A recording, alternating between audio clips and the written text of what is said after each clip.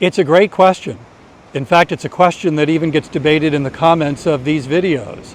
Is walking all you need? Yes. No. Yes. Thing is, it's actually an incomplete question. It needs a second question. Hi, I'm Dave. It's important for you to know that I'm not a doctor.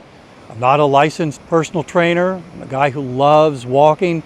In fact, since 2013, I've averaged about 19,000 steps a day. Not because I have to, but because I want to. I love walking. And to encourage others to begin walking as a fitness activity, I started a daily 10-minute podcast, Walking is Fitness. I'm not in a studio imploring you to get out and get your walk in.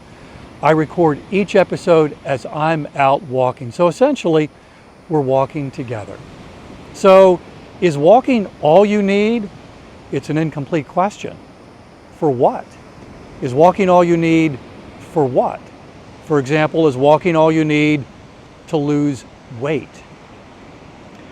The experts say that walking alone is an ineffective way to lose weight. You can do it, and I'm sure you'll find stories of people who have said they've walked 10,000 steps, they changed nothing else, and they lost 20, 30, 50 pounds, whatever it is.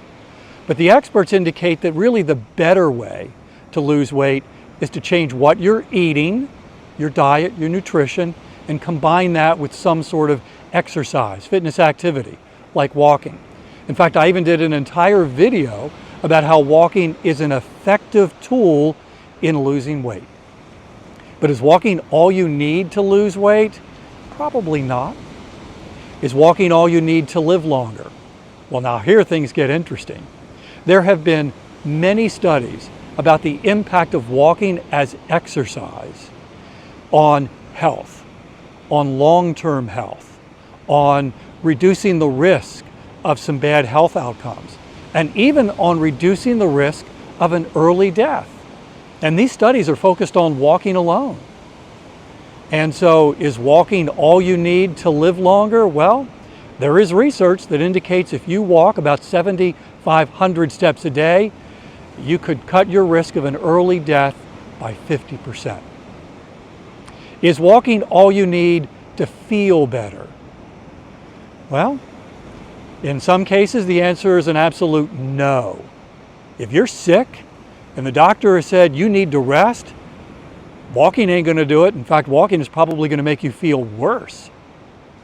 But there are times when walking can make you feel better. Walking is a proven anxiety reducer. When we take a walk, we're lowering anxiety. And when you pick a really great place to take a walk, that can supersize the anxiety reduction. So is walking all you need to feel better? In some cases, no. In some cases, yes. Is walking all you need to break up the dangers of sitting? There's a lot of research that indicates when we sit consistently for long periods of time, there's a dangerous health impact that can have. And walking is absolutely all you need to break up the dangers of sitting. In fact, the experts say if you can get up every 30 minutes and take just a short walk, that is going to reduce, almost reduce entirely the risk of sitting for long periods of time. If you can't do it every 30 minutes, every hour, every couple of hours, getting up consistently and taking short walks when you have to sit for long periods of time, that absolutely can reduce the risk of the dangers of sitting.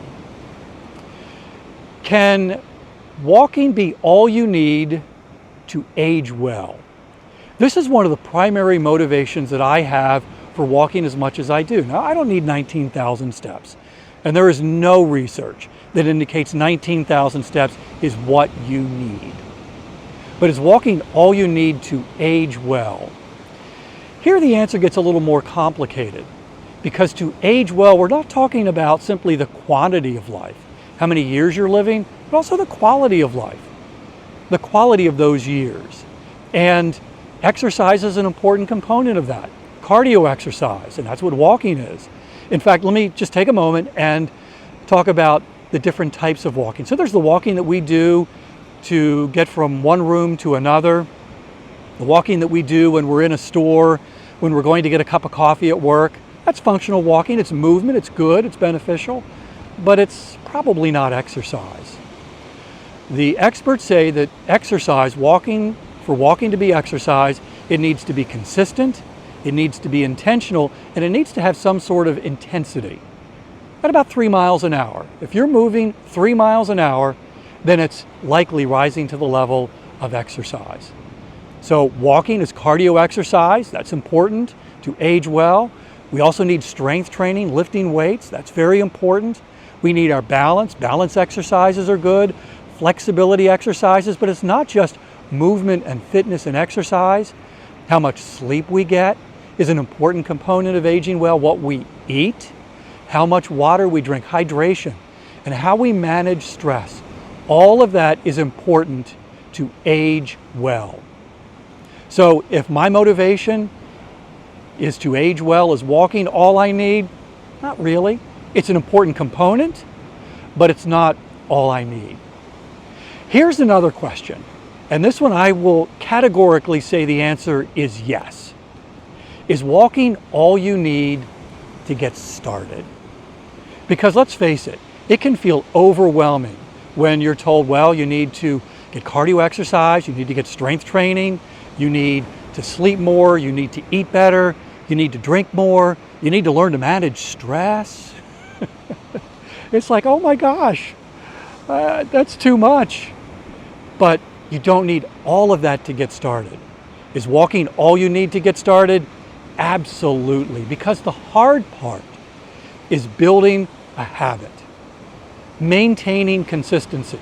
Getting started is hard, sticking with it is even harder. And this is where my podcast, Walking is Fitness, can help, and has helped so many people who have had a hard time getting started with fitness and sticking with it. In fact, if you're like me and so many others, you probably have a history of what I call fitness fails, where you've tried to start a fitness journey, and then you get a week, 2 weeks, maybe even a couple of months in, and it's just so hard. It's so hard to stick with it. And one of the reasons is because we want instant progress. We want to see results right away. And results take time. Progress is slow. And so we get discouraged. It's better to focus on what you're doing every day. Every day I'm going to take a 10-minute walk. I'm not going to worry about what the scale says. I'm not going to worry about how I feel. I'm simply going to make a commitment to take a 10-minute walk every day. And that's where the podcast, Walking is Fitness, can be a huge help, because every day there's a brand new 10-minute episode. So let's take a walk together using the podcast, Walking is Fitness. Thank you for watching, and I hope you have a great day.